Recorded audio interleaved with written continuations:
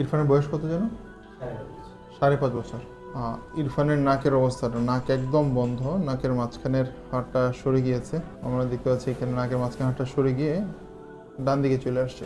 তোমার কি কষ্ট হয় ইরফান, বলো তো বাবা? কষ্ট হয় না। কষ্ট হয় না? নাক দিয়ে দম নিতে কষ্ট হয়?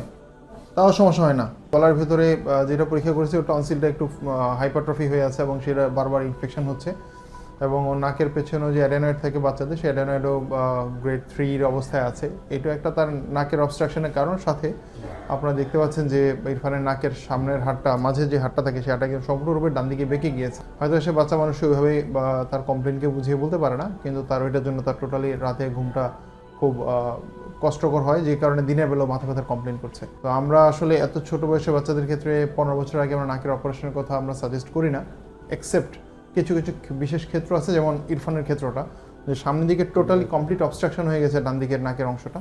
সো এই ক্ষেত্রে আমাকে পার্শিয়াল কিছু কারেকশন করবো সেপ্টোপ্লাস্টির মাধ্যমে, যাতে ওর পরবর্তীতে গ্রোথের সাথে সাথে ফেশিয়াল যে গ্রোথটা হওয়ার কথা মুখের, সেটা যেন ঠিক থাকে, ঠিকমতো হয়, এবং যেমন কিছুটা হলেও সে যেন ভালো মতো শ্বাস সে ডান নাক দিয়ে নিতে পারে।